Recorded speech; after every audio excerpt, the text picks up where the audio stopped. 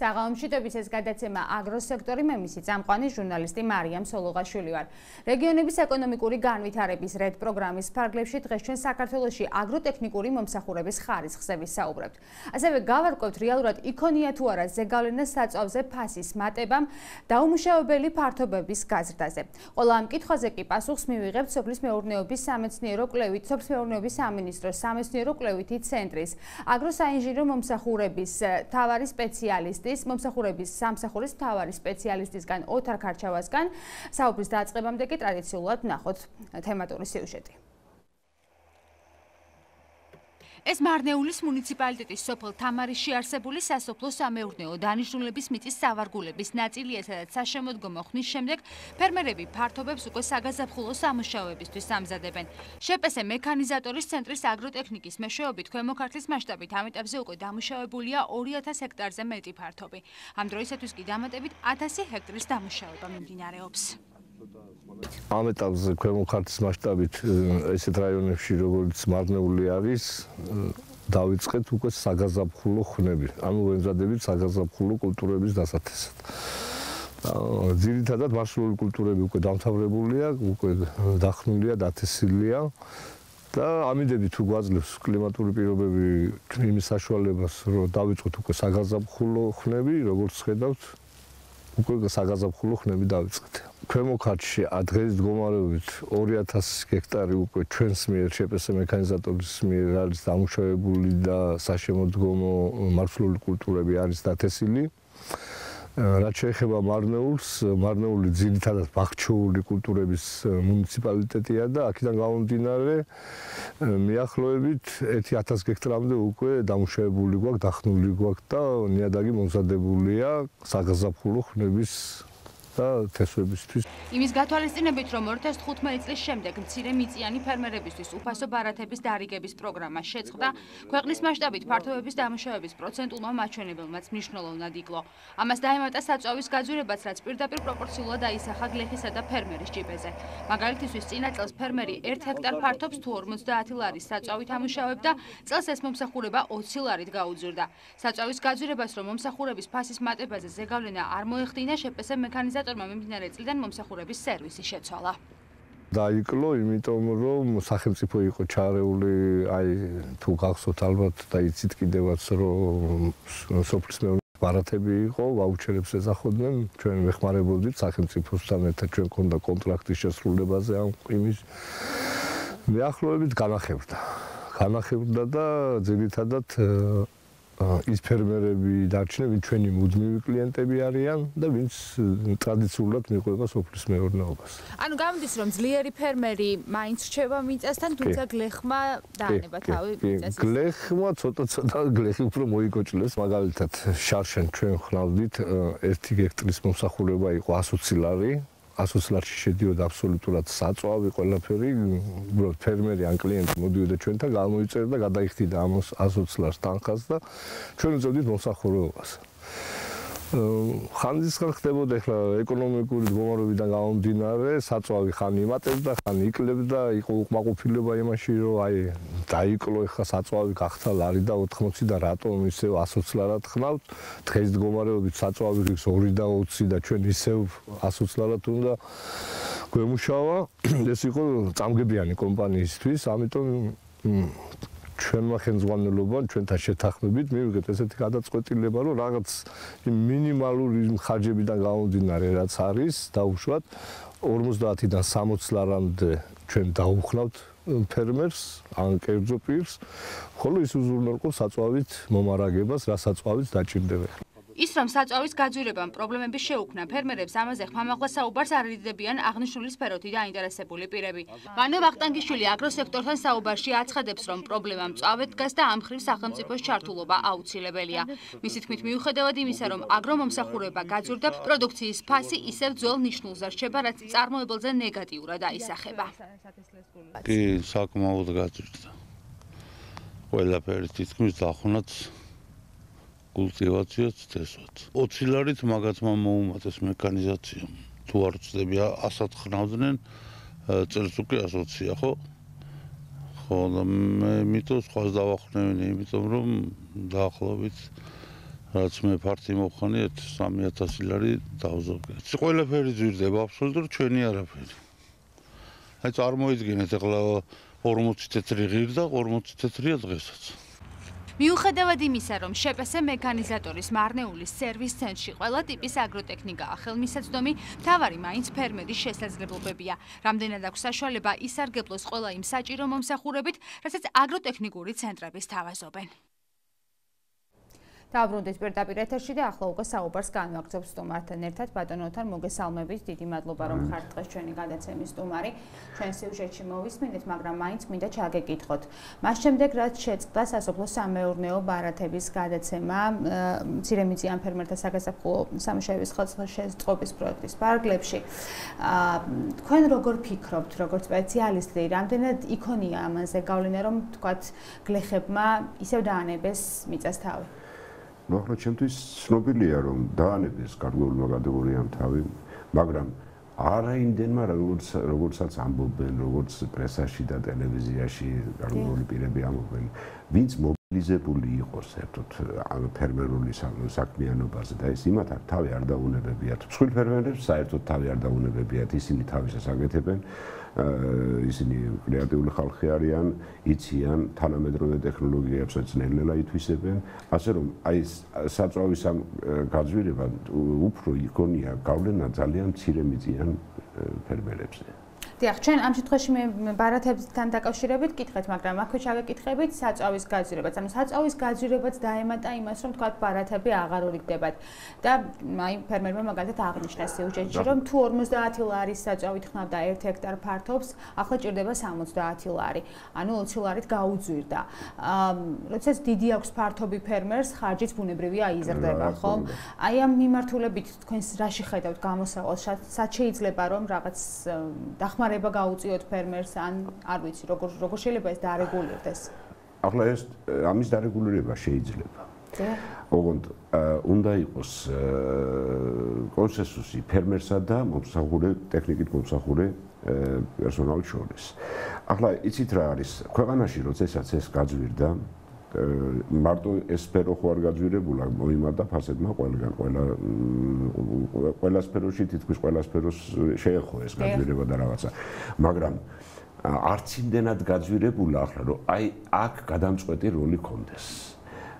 ალბათ მოიძებნება კონსენსუსი ფერმერსა და აი მომსახურე ტექნიკით მომსახურე პერსონალს შორის, რომლებიც უზრუნველყოფენ აი სამუშაოების შესრულებას ისე რომ ნელ-ნელა აეწყობა ეს საქმე. მე მაინც იმედი მაქვს. იმიტომ რომ სხვა ქვეყნებში ახლა სადაც კი ყოფილი ვარ, სადაც კი მინახია, ამაზე ბევრად ძვირი ღირს საწვავი.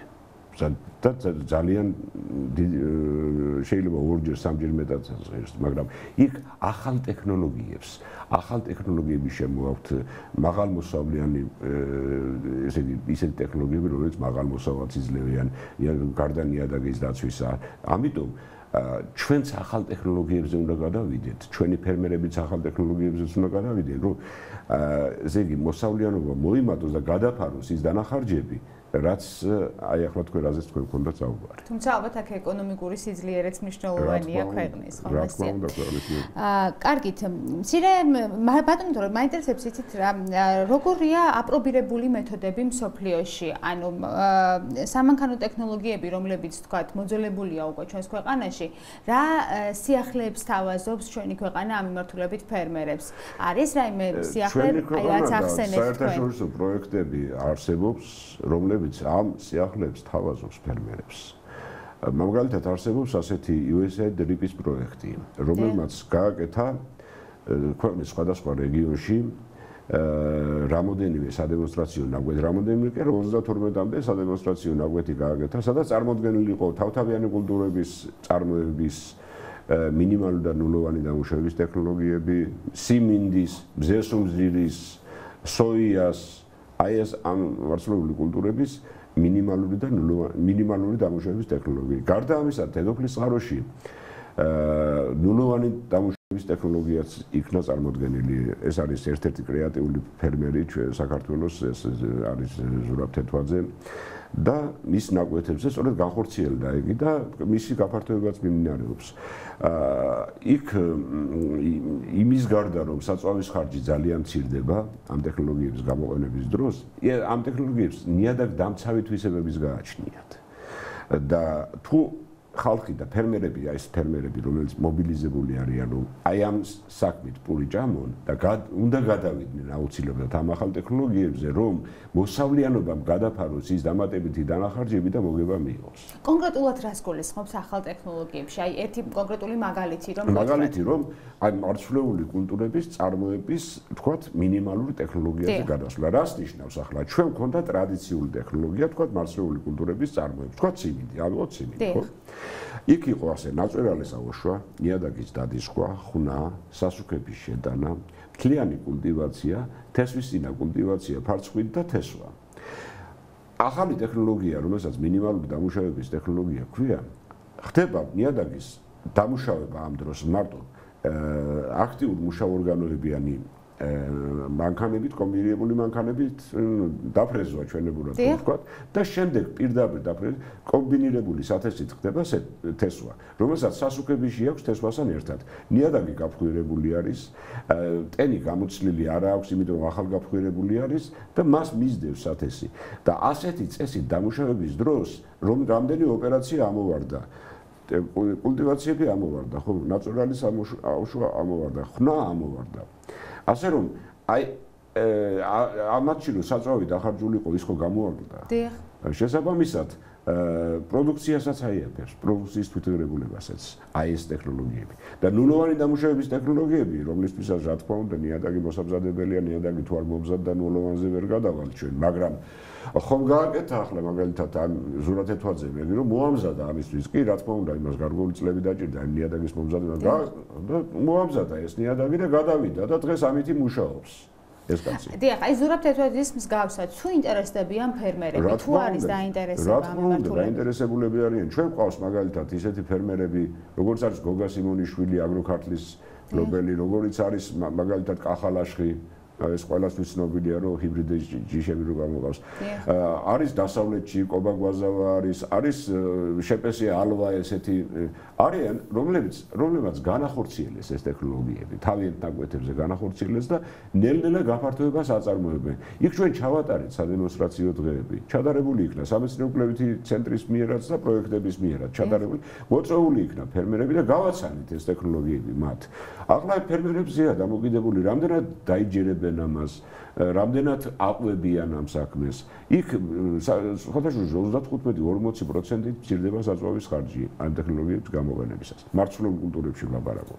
პრაქტიკაში რამდენად გამოიყენეს მერე ამ ფერმერებმა, მერე თუ ხდება მათი გადამოწმება, მათთან კონტაქტი ხომ არ წყდება, რომ თქვა. რა თქმა უნდა, ჩვენ ახლა 4 წელია გვაქვს ზურაბ თეთვაძესთან, გოგა სიმონიშვილთან, ასევე არის ერთ-ერთი ფირმა ლუგრო არის ლომთაგორა არის და ყოველ წელიწადს უკეთეს და უკეთეს შედეგებს ღებულობს ეს ხალხი.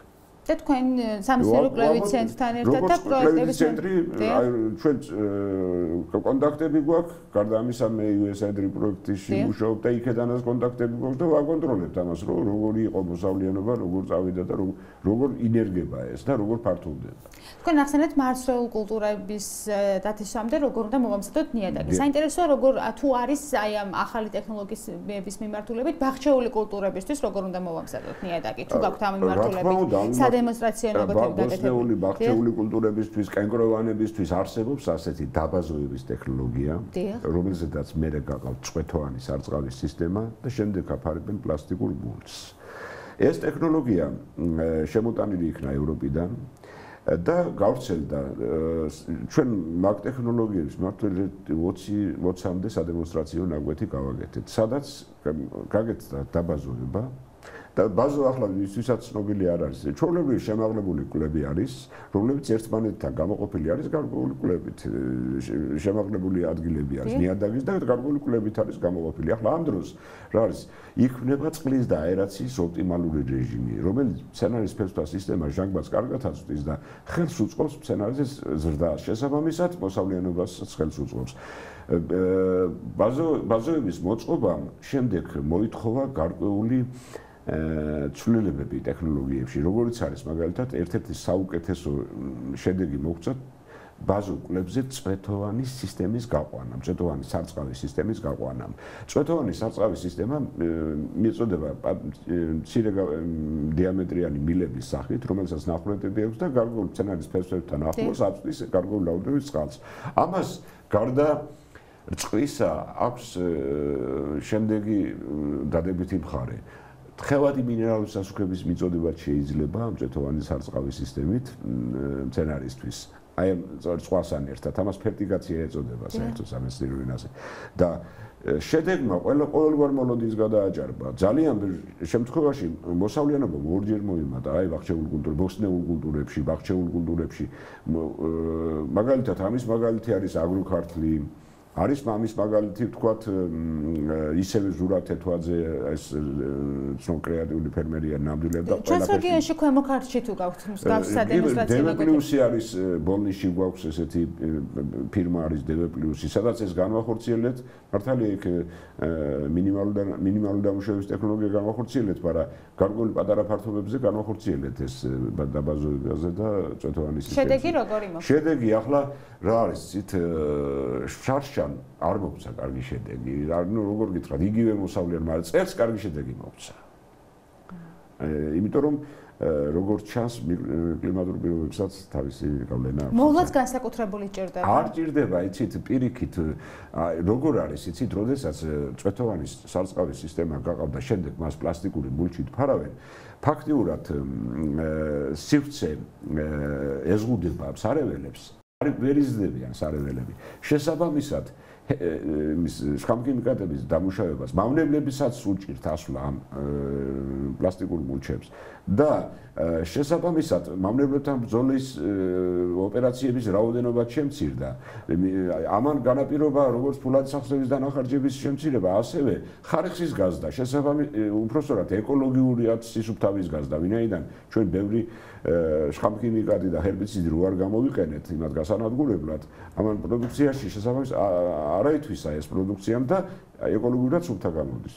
ასე რომ თუ ჩვენ არ გადავედით აი ასეთი ტიპის ტექნოლოგიებზე, არასდროს არ იქნება ჩვენი გამოშვებული პროდუქცია კონკურენტუნარიანი ბაზარზე. როგორც ადგილობრივ, ისე საერთაშორისო ბაზარზე. გასაგებია, მაინტერესებს თუ არის ისეთი ტექნიკა, სიახლე თუ გვაქვს ამ მიმართულებით, როდესაც მოსავლის აღებას ეხება საკითხი. ანუ ამ მიმართულებით თუ არის ახალი ტექნიკა. არის ახალი ტექნიკა, მათ შორის სახელმწიფოს დაფინანსებით, ასევე პროექტების დაფინანსებით არის კომბაინი, რომელიც მარცვლად იღებს სიმინდს. ეს მარცვლეულ კულტურებში. მარცვლეულ კულტურებში კომბაინი არის, რომელიც მარცვლად შეუძლია სიმინდის აღება, ну, რა თქმა უნდა, მან მოითხოვა შემდეგ გარკვეული საშუალებების შექმნა და რაღაცა, მაგრამ ეს კეთდება. და ახლა რა არის, იცით, ძალიან რთული იყო, თქვათ, მაგალითად, სიმინდის შემდეგ დაფშნა, აღებული სიმინდის დაფშნა. ამას უკვე კომბინირებულად აკეთებს და გაუადვილა ფერმერს შესაბამისად შრომა გაუადვილა. ну ახლა შემდეგ ბევრი არის ისეთი მოსავლის აღების მანქანები თანამედროვე ტიპის, მათ შორის შემოტანილი აქვს ეს როგორც შეფესე მექანიზატორს, ასევე კერძო პროექტებს და რაღაცა, რომლებიც ფერმერს მნიშვნელოვნად უადვილებს შრომას, ხელით შრომას ცვლის და გარდა ამისა არ არის დიდი დანახარჯები იქ ასეთი ის დროს განსაკუთრებული დიდი დანახარჯები ასეთი ტექნოლოგიების დანერგვის. სეზონზე რამდენად არის საკმარისი ტექნიკა ჩვენს ქვეყანაში, იმიტომ რომ არის ხოლმე ხშირად, როცა ფერმერები ამბობენ, რომ აი მაგალითად რიგმა არ მოუწია და ხშირ შემთხვევაში გადაუმწიფდა მოსავალი. ახლა როგორ არის, იცით, საკმარისი ტექნიკა, სამწუხაროდ ჯერჯერობით საკმარისი ტექნიკა არ არის და ეს მარტო ჩვენი ქვეყანაში კი არ არის, ძალიან ბევრ ქვეყანაში არის ასე. ახლა აქ დროის რაციონალურად განაწილება უნდა მოხდეს. მე ჩვენთან მოსავლის გარკვეული კულტურების, განსაკუთრებით მარცვლეული კულტურების აღების პერიოდში ძალიან ხშირად არის ცუდი ამინდები. ძალიან ხშირად არის და ახლა კომბაინს ვერ შეიყვან ასეთ პირობებში, აგვეთებში, კომბინირებულ მანქანებს ნებისმიერ იმას და ესეთი პრობლემები ჩვენ ალბათ ყოველთვის გვექნება და ველოდოთ, მაგრამ თუ იქნება მობილიზებული სწორად, შემოსტანილი იქნება ცვლანახევრიანი, ორცვლიანი, სამცვლიანი სამუშაო, ხომ? ეს ტექნიკა, რაც გვაქვს ამჟამად ტექნიკა, გარკვეულ ნაწილს მაინც აი დიდ ფართობებს და რაღაცას მაინც მოასწრებენ, რო აი. ბატონო თარ, ჩვენ ვისაუბრეთ იმაზე, რომ არასაკმარისი ტექნიკა არსებობს ჩვენს ქვეყანაში. საინტერესოა რა პრობლემები ექნებათ ტექნიკის მფლობელებს თვითონ ქვეყანაში? ანუ რატომ ვერ ხერხდება დროული ასე ვთქვათ სერვისის მიწოდება ფერმერებისთვის? ხშირად არის ხოლმე რომ მე მაგალითად მინახავს ჩვენს რეგიონში ექსპლუატაციიდან გამოსული ძალიან ბევრი ტექნიკა, რომელიც უბრალოდ აღარ გამოიყენება არაფერში. ალბათ ესეც ქმნის ხო პრობლემას რეალურად. რა თქმა უნდა. ძალიან დიდი პრობლემების წინაშე დგას ამჟამად ტექნიკის მფლობელები სერვისის საკითხებში. მარაგ ნაწილების ბაზა ფაქტობრივად არა. იცით არის რამოდენიმე საწარმო, რომელიც უკეთებს მათ შორის გარანტიის ტექნიკურ მომსახურებას დილერები აკეთებენ ხოლმე, მაგრამ იქაც პრობლემები აქვს, შემდეგ ხელშეკრულებები ხშირად ირღვევა, რაღაცების სულ პრობლემებში არიან. გარდა ამისა, ახლა არის მაგალითად ასეთი სოლიდური ორგანიზაცია არის თეგეთა მოტორსი, რომელიც სასოფლო ტექნიკის ტექნიკურ სერვისს აწარმოებს, მაგრამ ნუ ახლა არ აქვს ისეთი მასშტაბები, ყველა რეგიონში ხო არ აქვს მას არა ფილიალი და ესეთი კი ყავს მობილური სერვისის საშუალებები რაღაცა დილერებსაც ყავს მობილური სერვისის საშუალებები, მაგრამ ამას ყველაფერს ვერ არეგულირებენ. შემდეგ ნაწილები, მარაგ ნაწილები ხდება გამოსატანი, თანაც სასოფლო სამეურნეო ტექნიკა ხასიათდება ასეთი თავისებურებით. მას უხდება სეზონური მუშაობა. მაგალითად, კომბაინი მუშაობს 1-2 თვე, დანარჩენი 10 თვე დგას, იმ დროს თუ ის გამართული არ იქნა და რაიმე თუ მოხდა და იმ წუთშივე არ გაიმართა, ფაქტიურად მერე დაკარგულია მთელი წელი. ახლა ალბათ ძირითადად აგრარული სფეროს მესვეურების ამოცანა უნდა იყოს, რომ სერვისის საწარმოები შეიქმნას ყველა რეგიონში და რაიონში, რომ ნორმალურად მოემსახურონ და რომ გამართულ მდგომარეობაში ადგილზე გულისხმობთ ადგილზე რეგიონში და რაიონში, იმიტომ რომ ძალიან ძნელია ასე ამოდენა დისტანციიდან შენ რაიონში ნებისმიერი მომსახურება გაუწიებას და სერვისის საწარმოები პატარა მცირე ზომის მაინც უნდა შეიქმნას, რომელიც ამას გააკეთებს. ხო არის რამდენი პროფილაქტიკა ყველა რაიონში რაღაცა. ერთი რო შეიქმნას, თქვა მაგალითად ტრაქტორებისთვის და იმიტომ რომ გარკვეული მასა შემოსულია. რეგიონებში ეს გადანაწილებულია და ფაქტიურად ისინი სერიოზულ ტექნიკური სერვისის, ტექნიკური მომსახურების და რემონტის სამუშაოებს ვერ აკეთებენ, იმიტომ რომ სერვისის საწარმოები რეგიონებში არ არის. არა და ტექნიკა რეგიონებშია ხო გაბნეული.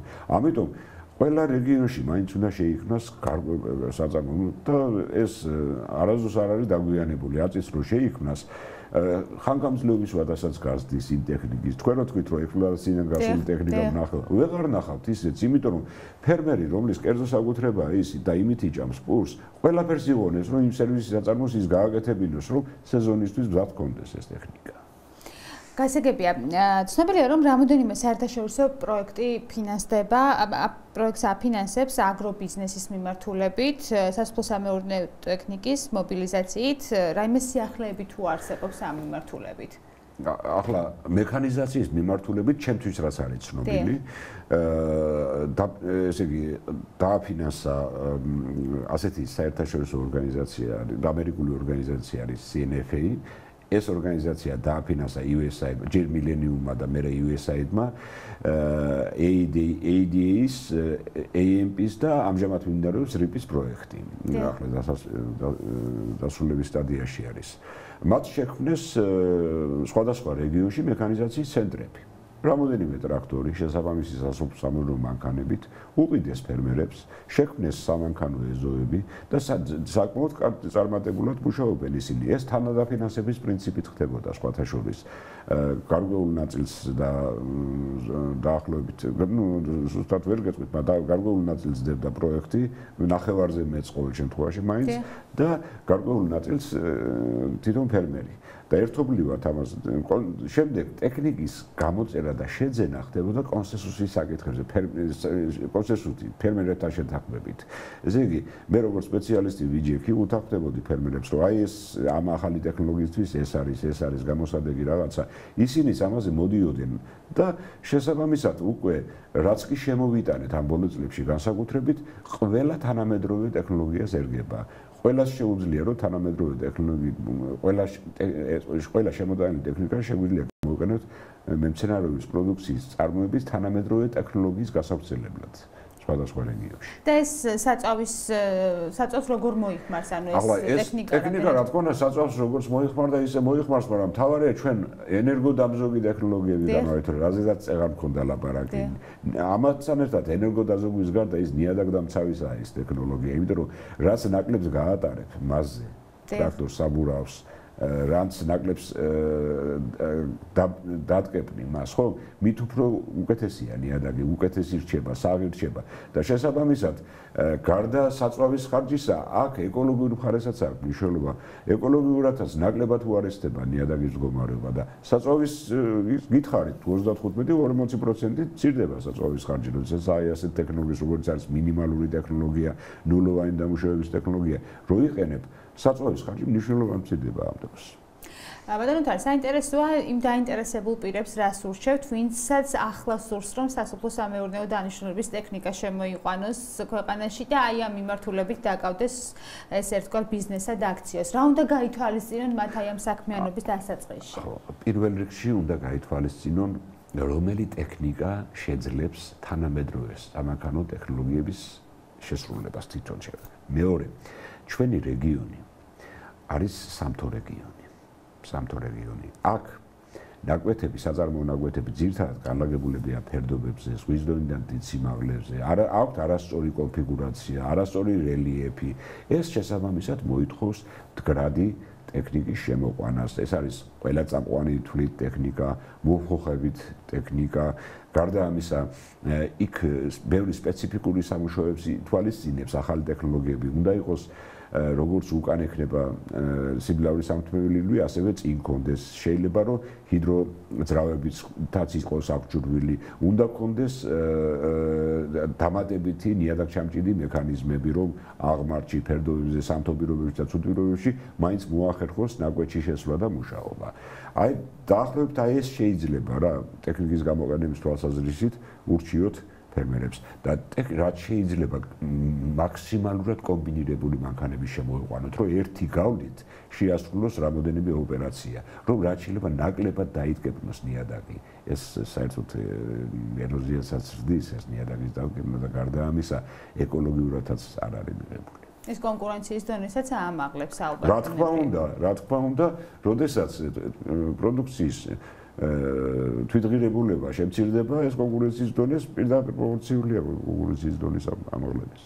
კარგით, ბატონო თარ, ძალიან დიდი მადლობა გადაცემაში სტუმრობისთვის, წარმატებებს გისურვებთ. მე მაყურებელს დავემშვიდობები მომავალ 4 შაბათამდე გემშვიდობებით, ნახვამდის.